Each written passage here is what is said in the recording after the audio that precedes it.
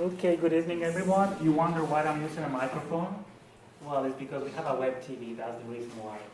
It's not because even without, I think you can hear me well, but welcome to our first PCA talk of the year, and I'm happy that it's Yasmine Abbas that is here with us, because Yasmine actually was one of the persons who actually helped this happen.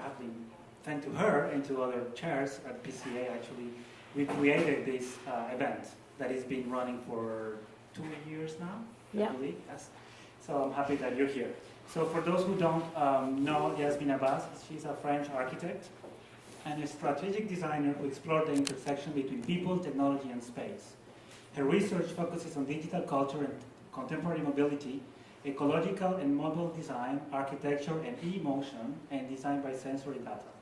So I'll let you present a little bit more your project. Thank you very much, Klaus. I'm very happy to be here at PCA, back at PCA, to speak about this project that I've been working on for 3-4 years now.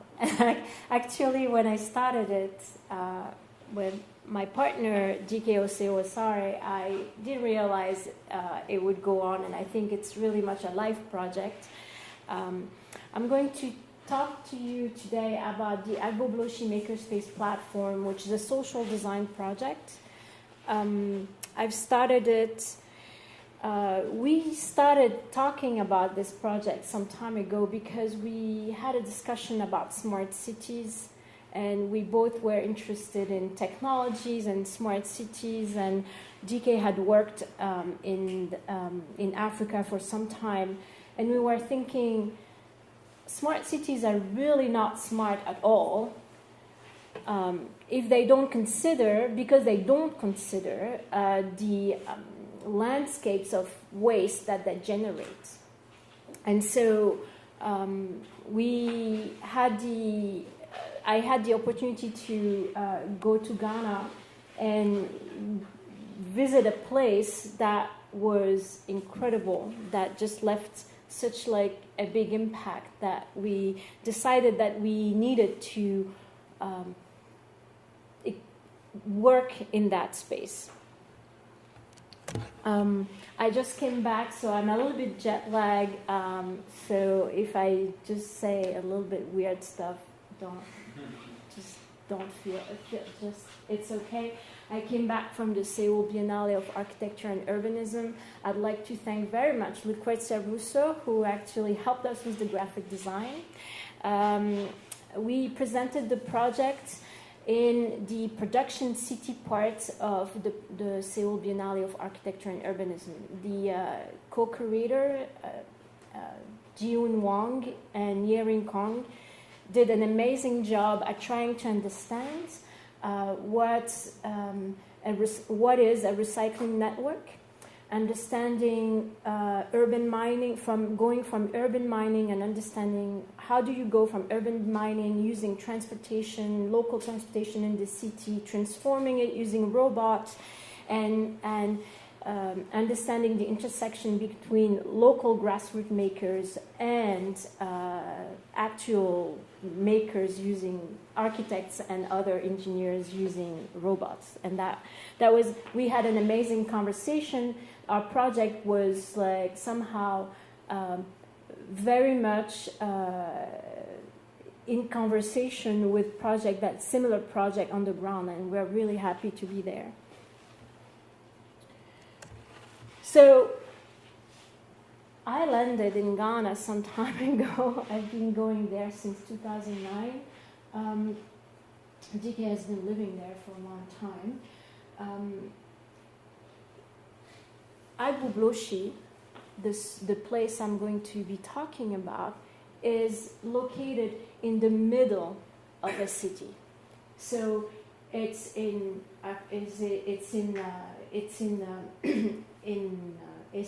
located in Accra. So Agbogbloshie is located in Accra. It actually, the people that are working in that space, and I will be showing you very soon some pictures, are coming from the northern region of Accra to the southern region. and they are in the middle of the city next to Jamestown. I don't know if you heard about Jamestown. It's in a space that hello, sorry. So it's located in Jamestown. It's located near Jamestown, which is where the Collier Lagoon goes into the water. And it was very much an experiment in stellate innovation. This is something that I spoke about urban innovation yesterday with some of you or some of the students. We actually wanted to experiment what we called an urban innovation methods that we had devised, which comprise of trying to understand or defining problematic, or explore it, map it, co-design, and prototype it. I'm not going to bore you with this methodology that we've put in place and with all the methods and tools that we have created, but it was the opportunity to somehow refine and co-design and work with the people in Agbogbloshie to try to innovate our point of view and innovate the project, or find a solution for the project. So Agbogbloshie, you've seen pictures of it because everyone speaks about it, and very often the only thing they speak about is this. Young people burning e-waste and cables, TVs, to recover precious metal. And obviously, when you see that, immediately you think about pollution, right? That's the pollution. These are images that you would see, and that's the first impression that you have. Yes, indeed, it's a very polluting way of recovering recovering metals from e-waste. But then we soon realized that, well, e-waste is not the only thing coming in this space. There are other things that we need to know a little bit about. And the story of the media was a little bit shallow. Some of the media was a little bit shallow, so we wanted to go a little bit further. So as you see here on this picture, ground, water, and air, all these three items are all these three elements are polluted. And when you think about all the pollutants, in this space, not only you have people recovering metals from items, you also have families living and farmers and animals who are eating from it. So you can understand that how difficult it is, how harmful for your health it can be, because the pollutant enters the food chain. You have farms around and ubiquitous CCTV happening around, being used as tools in the place. The thing that the media is not always saying is that, in fact, you have a lot of waste pickers, collectors roaming around the city using these mobile carts. And recovering and mining the city, recovering items to bring it to that place to be dismantled. And you've heard about the cariocas in some other places in Latin America. There are plenty of places where you have waste pickers, which is a population which is actually doing something good for the city, is actually taking care of recycling the waste that other people are not doing, that we are not doing. And unfortunately, this type of work is not really understood by everyone. So this is a panel that forbids this waste picker to pass through a very fancy part of the city in Accra, which is a little bit problematic, considering that they're doing something that is very much in need for our cities. Kids play in rubbles. Agbogbloshie is a shifting landscape. of, when I say shifting landscape, it comes and goes of different types of waste. It could be construction rubbles, it's metals from various sources. You have metal from washing machines, but roofing sheets, plastics, recovered plastics. Women generally work in the plastic field. It's softer, but you find women organizing plastics. It's men and disassemblers, masters and apprentices, are coming collectively, actually, to disassemble. To disassemble here, it's plugs, e-waste, and they actually do that, but they go as far as like removing the tip of these elements. Metal has a currency, is very important. Here you can see like using a simple hammer and a chisel to disassemble a washing machine, to recover aluminum from a I don't even remember what from a radiator. Sorry, this is like the copper has the recovering the copper and other metals. Computers hacking them and trying to repair them, rehacking them, trying to repair them. In fact, there is. First, they need to repair it before they actually discard the elements. They need as much as possible to repair it so they can save the changes. You have repairers everywhere. They repair tools that are used to actually disassemble. As I said, there is a lot of like all over the space in Agbogbloshie. You do have a number of scales. And we were amazed by the number of scales that are located in that space. And this is when we realized that the material throughput was extremely important, and the scales were an item that was very important in space.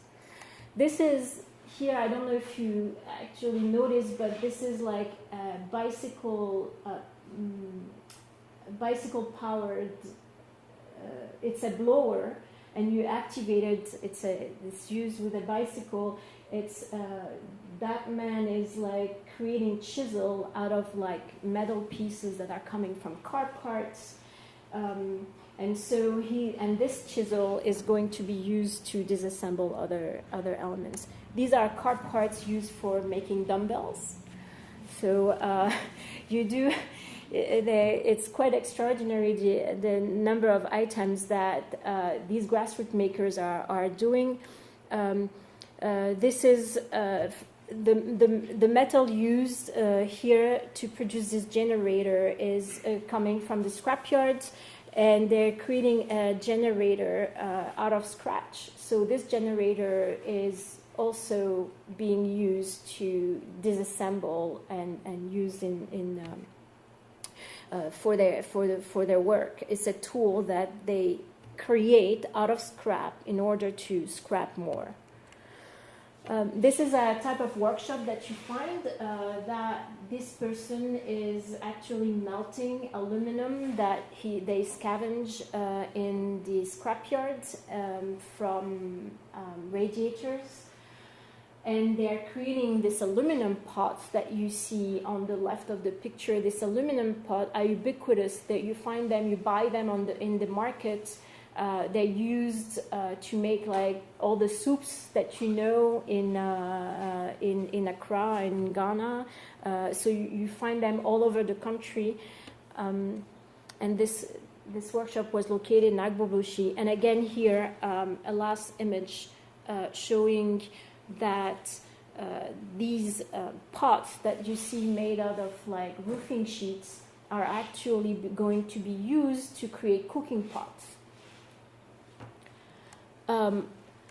We spent a lot of time like mapping, in fact, the Agbogbloshie Scrapyard, understanding the territories in that space, locating all the scales that were possibly located, trying to show that it was a shifting landscape. The image is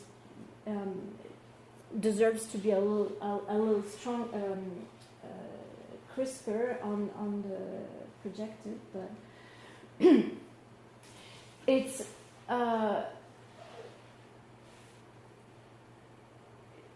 interesting to know that if you look at all the maps, or many maps actually on Agbogbloshie, you never see that. You always see a blank space.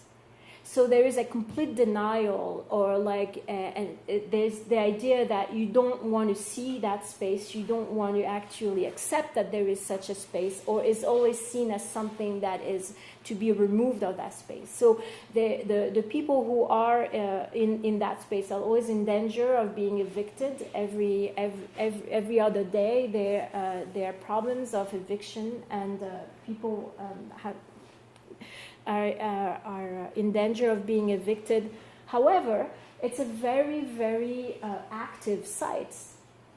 It's a very active site. Anyway, one of the main insights and the main learning that we learned looking and around is that making is a cycle. Making is a cycle. In fact, if you want to making is to understand how you make, you also need to unmake, and you can remake.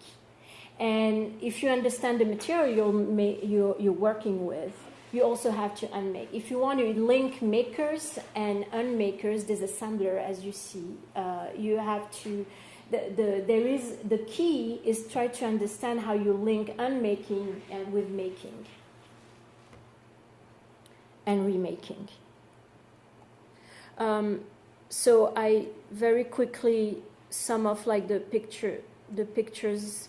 These are bracelets that we did bring. Actually, we did bring some samples to the Biennale, showing what they do with some of the materials that recover. And this you can see very clearly how it goes from the scrapyard out in the street, and the dumbbells. And you also have rubber, used to make pairs of shoes. We understood that the grassroots makers, they need to gather tools, resources and tools. They need to learn by doing and with others. They need to produce more and better items. They need to trade for steady income, and they need to amplify their maker potential.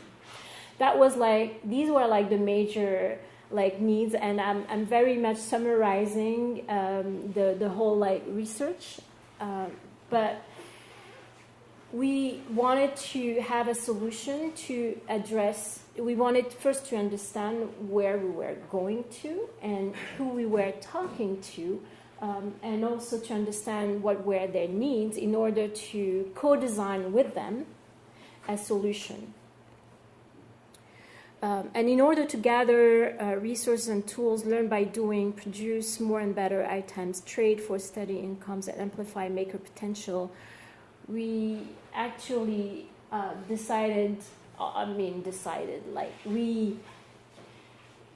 in order to do that, we used, it's going to go, in order to do that, we co-design with a number of students, and 750 students from all around the world, from Ghana, but also from France. Some people came from Princeton, but also 700 people from the informal sector. Together, we came together to create, to co-design this solution, and I want to thank them very much for doing that. To create a solution which is a platform, and that's the Agbogbloshie Makerspace Platform is comprised of 3 items. One which is mobile boxes, which can be host tools, One of the tools could be the generator. The other is a mobile app that we tested on the ground that has a beta version. And the third element is a prototype, which is a modular space that we actually prototype in space. All three together provides a platform for makers from the informal and from the formal sector to meet, in fact, something that they never do. I'll explain later. So here we were actually user testing the app with the community. The app is linking makers, people who sells the item, the end users, and the scrap dealers together. That's the idea of the app, is how do you actually go from the unmaking, the materials that is unmade, to give it to the makers and to create a product and to be able to sell it, and how do you actually facilitate the exchange? When someone on the ground actually decides that he needs an item, how does he do? He actually goes there and the person asks the person he knows if he knows someone who actually has the item that he needs. And it just like takes forever to get the item, be it a material or a pot or a tool that he needs. So this app is actually meant to help them find these items and link them. It serves to facilitate the relationship between makers. The toolboxes, here they are. They can be fitted according to the needs of the community. It just happens that here they need a lot of chisels and tools like these, but they can be fitted with actual machines. And the advantage of these is that they are light and transportable. The makerspace, which I'm going to show right now, is actually been designed to be light, modular, disassemblable, assemblable anywhere. And the next version that we actually devised contains like here you have CNC robots, but contains like all the tools that like new makers needs. What we're trying to do is like to link these grassroots makers with the new makers. These grassroots makers, they know in a very heuristic and empirical manner. The way they learn about things is like through trying and doing a mistake. So they just do it, they try it, they learn from their masters, and they just like it moves on. They basically very often have they have a basic education, but they probably didn't go to school higher than high school. And this is the other way people learn in Ghana at the moment, is that you are part in a classroom and you are experiencing a very theoretical engineering. So students in engineering are learning without actually making. And the idea that we have through this platform was this is an amplifier. Through this platform, we wanted to bring informal makers who have the practical know-how with STEAM students, science, technology, engineers, art and mathematics, who have a technical knowledge but who are not actually playing with things, to produce what we call Sankofa innovation. And so these are the types of workshops. I'll explain what Sankofa innovation is in a minute. But here are the types of workshops. We're bringing really people, social classes that are not actually meeting. They never meet. and students from Ashesi University, for example, with people from the informal sector having a blast actually discussing about like the app or like building the spacecraft, creating together a sprayer out of like out of e-waste. We had also like friends from the Wole Lab in Togo who actually told like the makers in Ghana to create a Jerry computer, which I don't know if you know what a Jerry computer is. A Jerry computer is like a computer in a jerry can. So it's using computer parts that you find in the e-waste in the e-waste parts that are gathered and all together to create a computer that costs what 60 Ghana cedi in comparison to and that works. So if it works, it means that someone can actually learn how to make a computer from scratch and also get like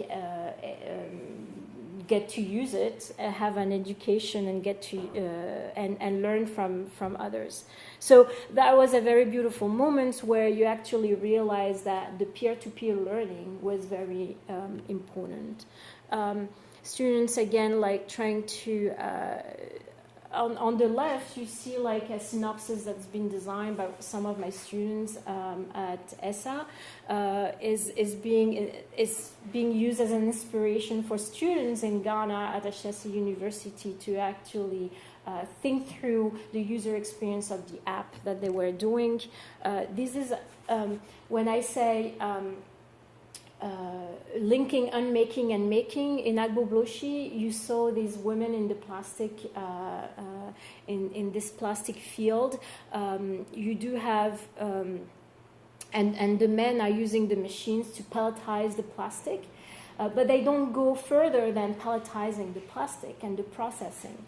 So that was very interesting to actually create with the informal sector plastic bricks using an oven that we had designed and fitted in one of the toolboxes to create these plastic bricks, because suddenly the informal sector could understand the added value of what the items that they were producing.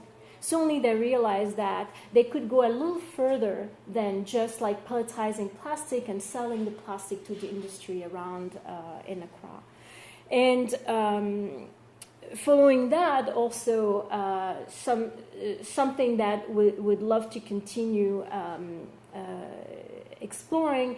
We had the honor to have Dave Hackens, who actually created Precious Plastics, the machine, to actually come to the prototype, the makerspace in Agbogbloshie, to show us his machine. So the idea was like actually to create it. To recreate the machine using his open source drawings to create items, plastic items that they could sell, or they can make different types of objects with it. So that was another types of experiment. We had also a drone assembled in Agbogbloshie. Hub came into Agbogbloshie, had drawn parts, and students. This is Sam, actually. He's an extremely brilliant student who assembled the drone, and as you can see, it did fly. You have foam and plastic balls, and it did fly. It did fly, and in Agbogbloshie. You can see the Jerry and the computers and in the makerspace. So it's the image is not straight because it's using a GoPro, but it's the makerspace is straight. It's like it's very. I'm saying that, I mean, it went through a lot of, like, we left it in the rain in the acid rain, like a truck, like, moved it, like, it didn't break. We were really, we subjected these pieces of architecture to, like, the worst possible nightmare. But we're really proud of it because, in fact, it did withstand a lot of, like, shocks. And so the second version that we're planning, I did show very quickly, like, the drawing that we did present at the Biennale, which includes, like, the robots, like, added to it. This, like, the second prototype will have plugins added to it and is taking into account the lessons that we've learned from testing it, in fact. All this portal, this app, this space, these toolboxes that you can borrow, that any makers can borrow, in fact contributes to what we call Sankofa innovation. And Sankofa innovation, Sankofa is a word in Twi, which is the language that you find in Ghana, but also in Côte d'Ivoire. It's a symbol that means you go back and take it. It's a bird that goes. You can see his neck goes back on his back, and he sees that there is an egg on his back, and, like, return and take it. It means that if you want to innovate, you always have to learn from the past and know what happens in the past. And we think that this symbol somehow is a very good, it expresses very well the idea that materials, actually, there is a cycle, right? You have to go from mine the materials and use it again, do something with it, reuse it. So there is the idea of, like, cycle that goes to it.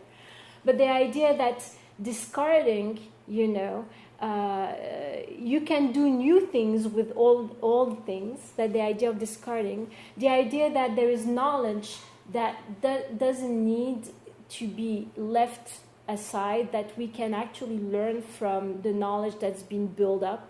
And if you remember the pots that are being made, these are artisans coming from the north who learned the trade from, their father, grandfather. So they learned it from somewhere. So these grassroots makers, if you want to advance and understand new technology, you have to also pay attention to the traditional technologies that are existing.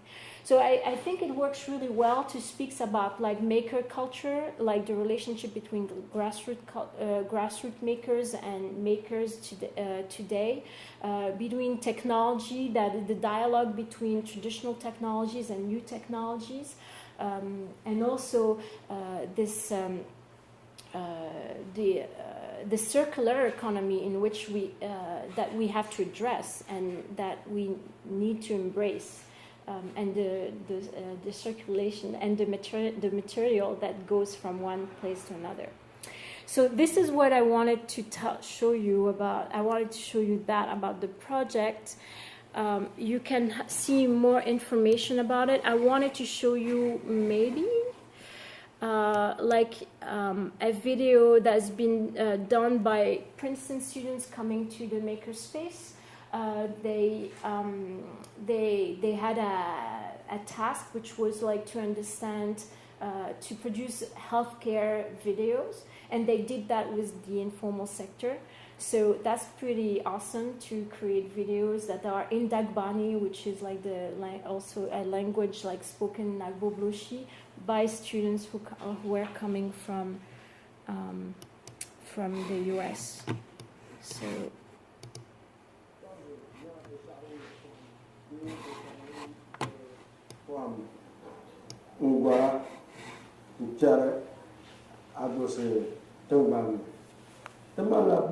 Doesn't matter about point.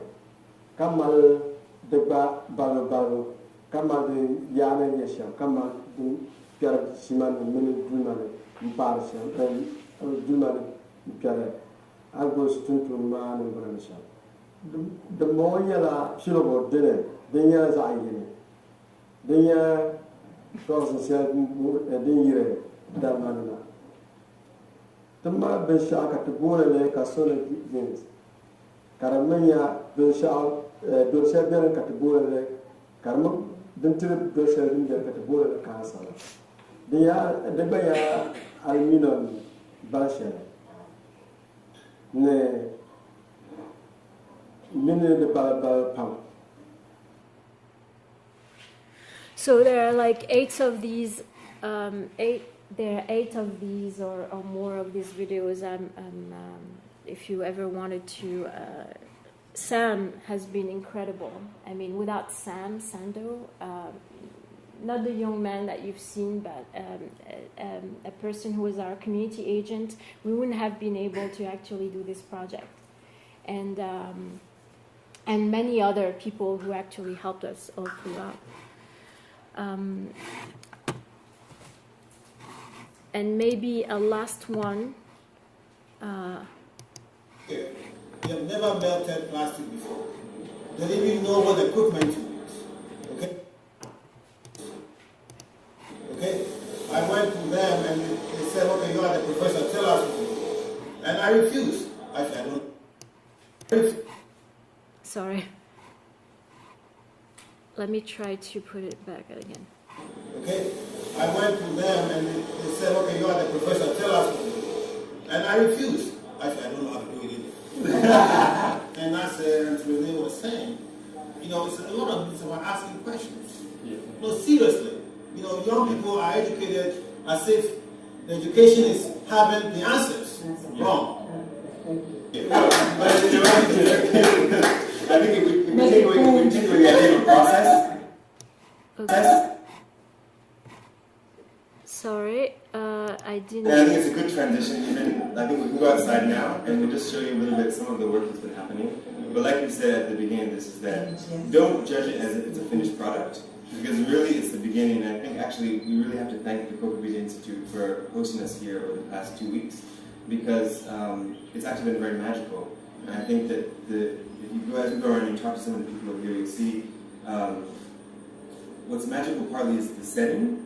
The energy that's here, the spirit of sort of like, let's make things, and if we don't know how to do it, let's try. But I think what's also very magical is that the group of young people that have come together essentially have self-selected to come together. But they're coming from a very diverse series of backgrounds. And again, they'll tell you, but I mean, within, let's say there's a dozen or so people here, young people.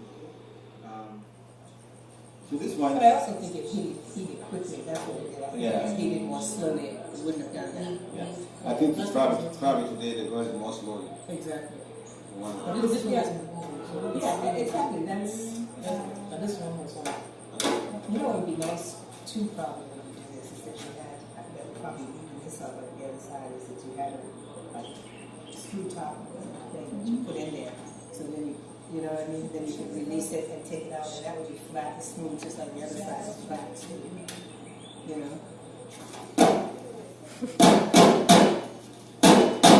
That's plastic.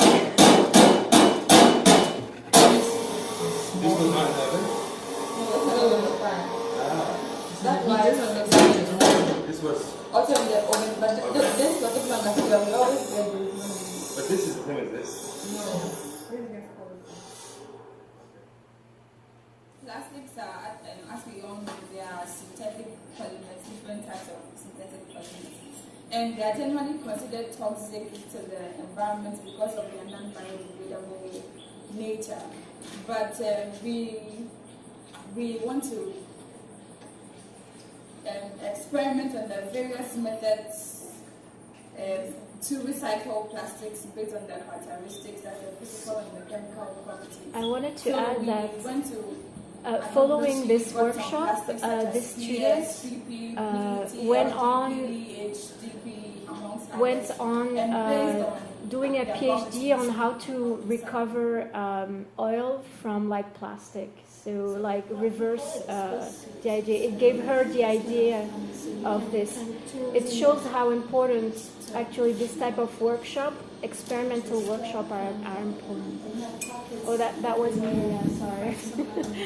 I can pass it on. Daniel has salvaged, as I said before, like some speakers. You can imagine how the speakers turn your backside. And here you could attach a solar panel, and so you could wire it to your mobile phone, so you could charge your mobile phone. So it's and they've also played with impregnating the fabric with plastic. So this fabric could also be waterproof. So when you go outside, you have. So that's the Jerry, which is the computer in a jerry can. The basic concept is most of the computers at the immigration sites are working with some new development. It has something like this, and one thing is with this one is, see, most of the people, children in villages who don't know computer are familiar with the government. So to bring that same concept, you know the government. So with this, we get closer to know more about it.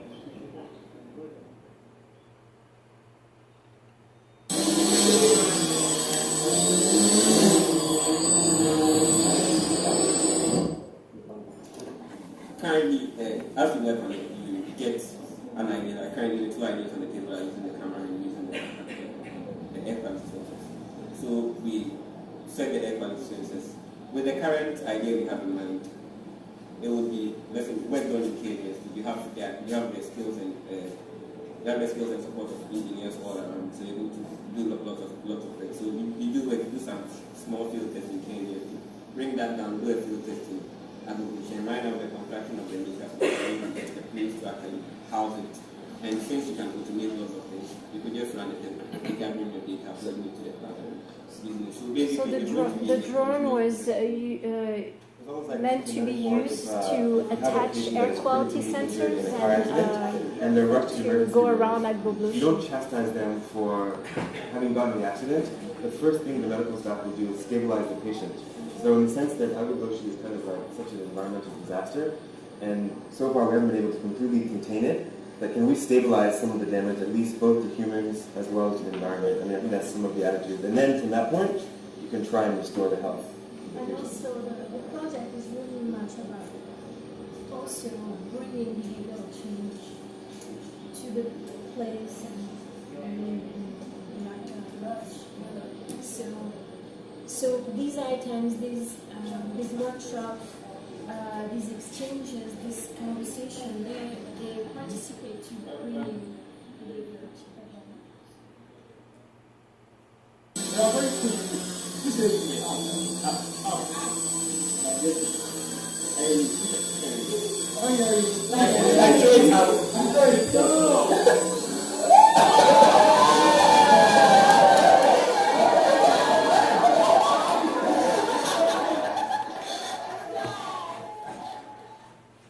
All right. So, well, on that note, I wanted to thank you very much for attending here the lecture.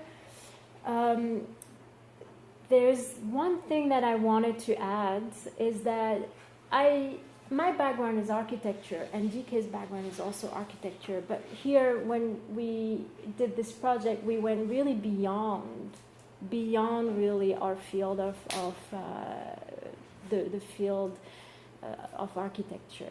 It's understanding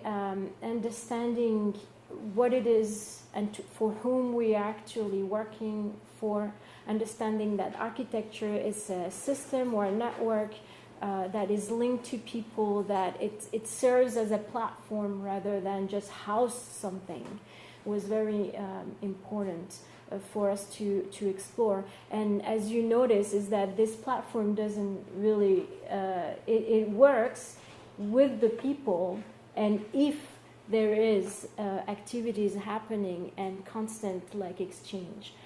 At the moment, the prototype in Agbogbloshie is still used as a portal. Whenever people are interested in organizing a workshop, we try as much as possible to accommodate that. We will most probably will be organizing a workshop a semester. But again, we're given the key.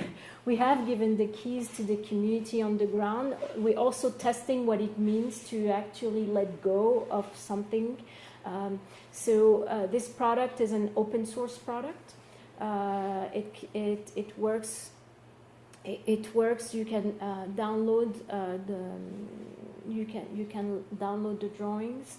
And you can also augment it with however you want. So we have much more work to do in terms of like how does it actually work in a sustainable manner. And when I say sustainably, it means also how do you actually sustain this when you have also other things to do, because it required quite a lot of attention. Quite a lot of attention when, especially during these 3-4 years, right? So that's what I wanted to add. Thank you.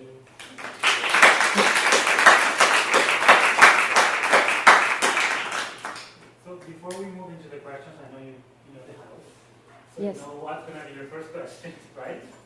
Oh, Do you remember? Oh yeah, yes. There is that the tradition is to ask the person who comes present what's like the learning, the life-changing learning experience. It's true that I haven't really thought about this. I forgot that you were asking this question. Actually, really, I mean, I could go back in time. There were really weird moments.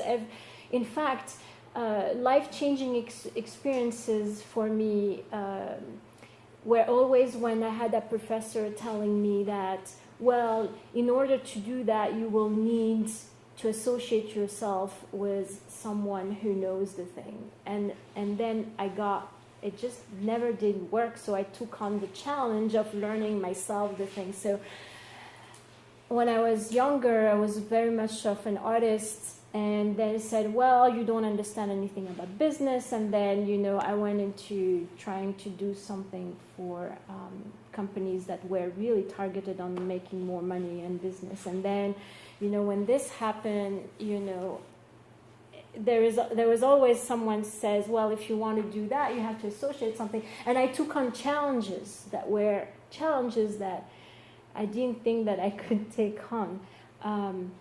At the moment, my students are challenging me because they are programming robots to make to 3D print material.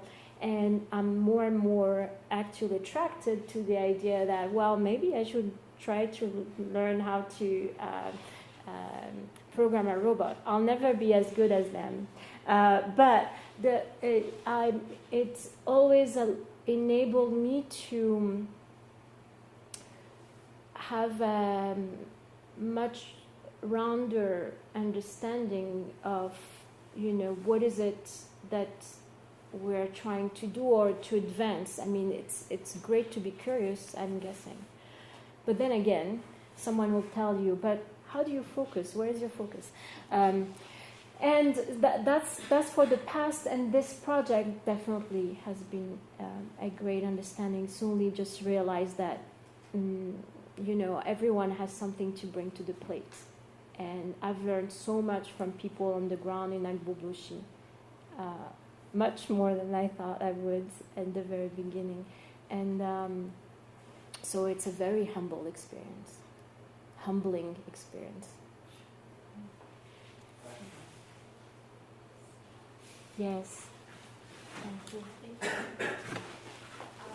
I would like to ask where your initial motivation came from, like why Ghana, why e-waste, why Makerspace, and what kind of framework this project was based. Because you said something like my students, maybe I didn't understand it right. Was it like within a program, or what kind of framework was that project?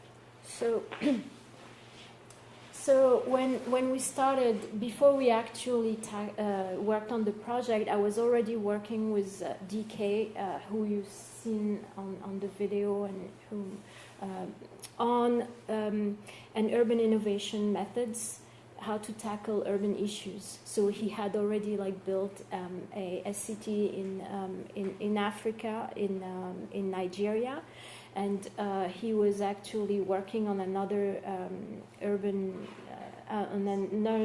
development in Ghana, and so we were, and myself, I had gone through, like, I had experience doing strategic design, but doing strategic design in companies that were interested in making their clients richer through understanding their clients' needs. And to me, that wasn't enough. As an architect and urban designer also, if you want. But as an architect, I wanted to give back. I wanted to think about, okay, how can we use this design thinking and making methods, and how do you apply it to the urban field? So to architecture, or to develop cities, right? To give back to really give back to the people, not sell more product to people. So this is what I was interested in, and so using this knowledge, like these methods, we devised of these this stellate innovation method that I did. You had a glance. I mean, I could talk about it for an hour about how it works, the different like methods and tools that we've developed for each of the part, but. It started like that. Then there was a call by the Rockefeller Foundation, the Centennial Innovation, Rockefeller Foundation. So a call, and we thought, well, let's just, it was to work with the informal sector. And he had experience, he's Ghanaian American. He lived there. I've been back and forth there. And we had at that moment, and we were also somehow thought about Agbogbloshie as an e-waste dump at the beginning, because we had seen the pictures that everyone had seen in the New York Times. So we were like, okay, let's just see this place. And when we got there, we said, well, there is something else to this place. And so we won the proposal. So we won this Centennial Innovation Awards from the Rockefeller Foundation, and that set us, like, this is how we started like researching the place and proposing a solution for it. And the idea was like it needed to be participatory, and we somehow refined and developed the concept as things went. Yeah.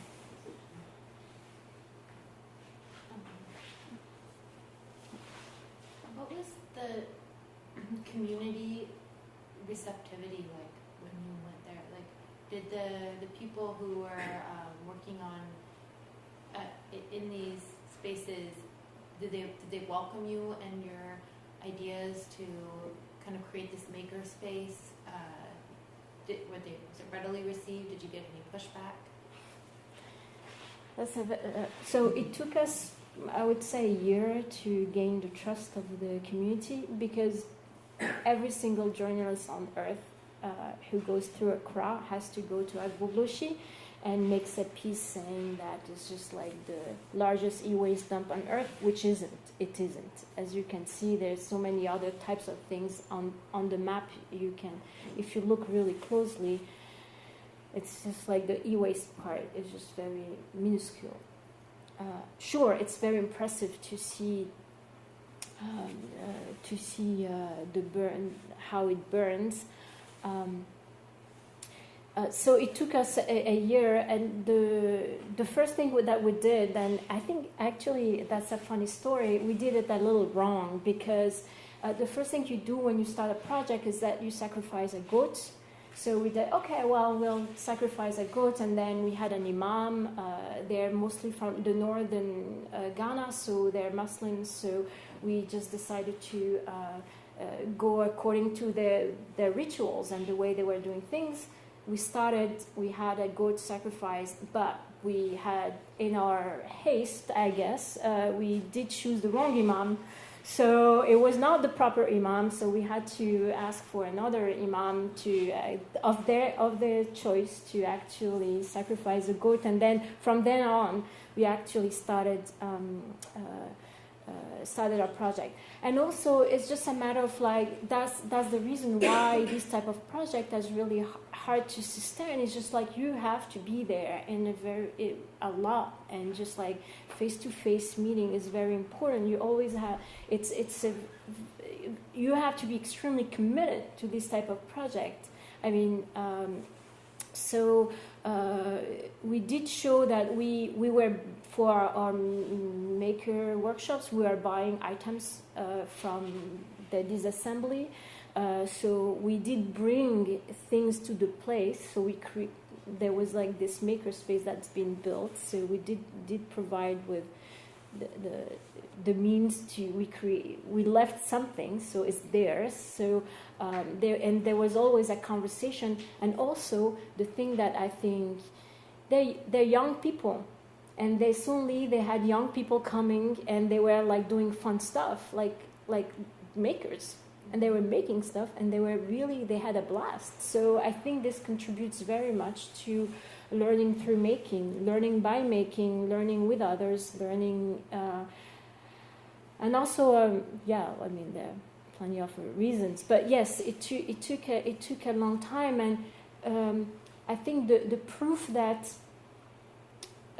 it went okay is there was a change in government in Ghana, and because there was a change of government, the governance on the ground did change, but they didn't. They did continue. They didn't evict us. So I mean, it's not So there was just a change of governance. We were really wondering what would happen, because all the people we were in contact with had ties with the previous governance.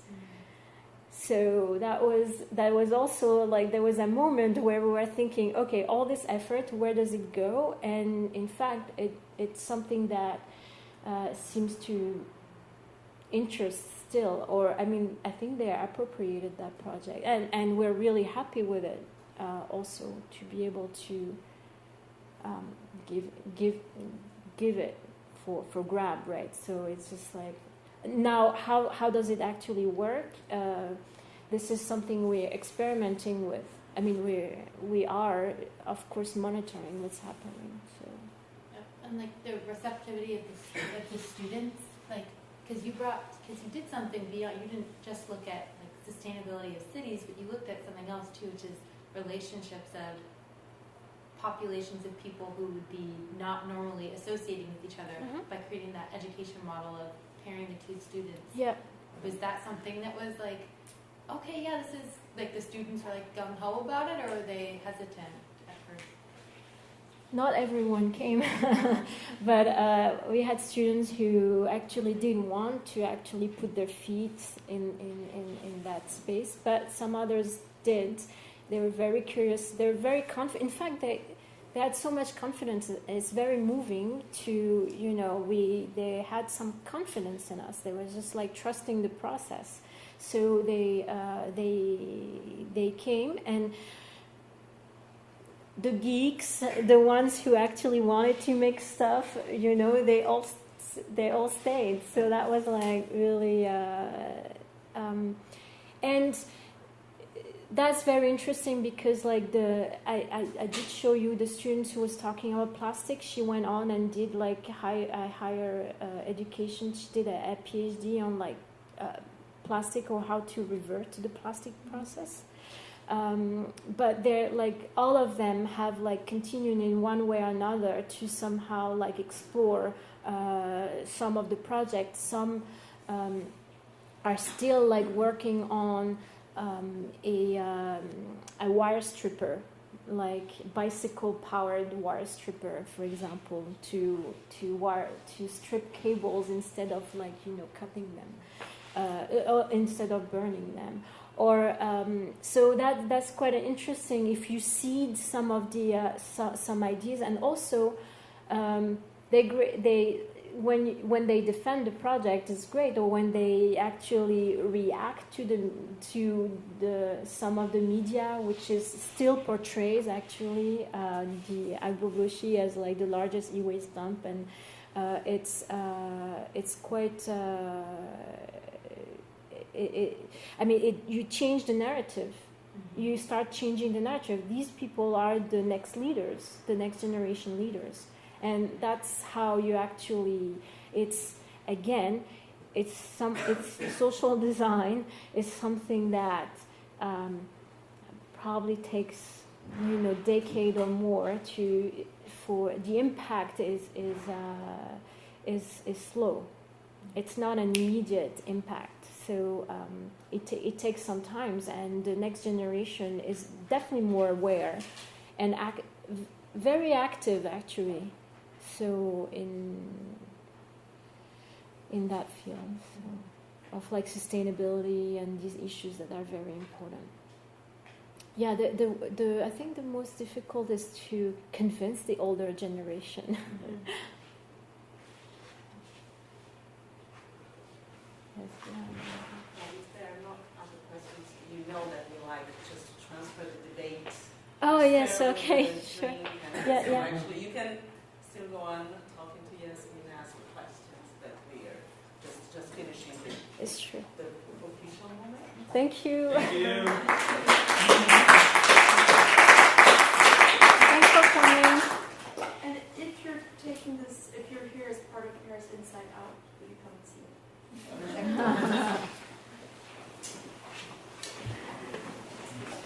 Thank you for your questions.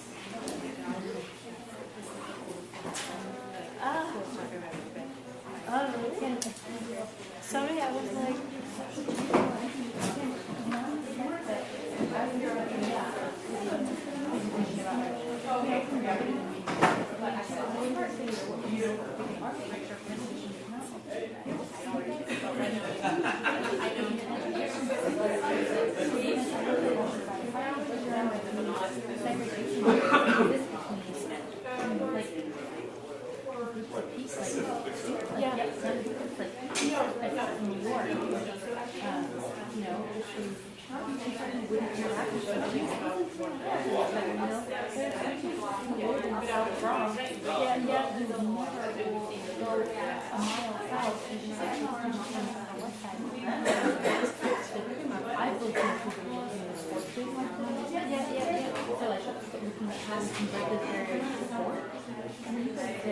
But making is just magic. Making, like, because kids, they love like assembling and doing things. No. So I'm introducing to my students. Yes, I'm coming. I just come and drink. Yes, I want to. I hope it wasn't too boring. At some point, I was like, No, it's super great. but I don't know that I was like, I don't know. No, it is not. No, not boring. It's fascinating. Ok. Est-ce que vous êtes dispo pour un café la semaine prochaine? Oui, on se voit. Oui, mais je serais ravie d'en discuter. Oui, c'est avec vous, c'est mieux. Super, avec grand plaisir. Merci. Pratiquement, c'est top aussi. Oh, you have to watch the. Mais c'est passionnant et franchement. Je sais pas, je regardais les personnes. J'avais l'impression que tout le monde s'en. On était comme ça. Non, on était comme ça. Exactement. Moi, je parle à GSD et Ah oui. ça fait du bien de repartir à la Allez, moi j'arrive, j'enlève juste le Écoute, moi aussi, je suis venue. C'est gentil par rapport. Il va rentrer parce que. Ah oui, mais c'est gentil d'être venu. Non, il faisait. Je sors moi.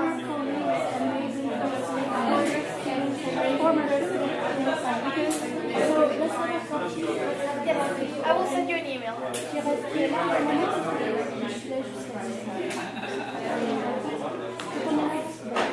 Bon, profite-la-soirée. D'accord, merci Mélisse. Franchement, je vous remercie beaucoup d'être venu. Je vous vois la semaine prochaine. D'accord, super.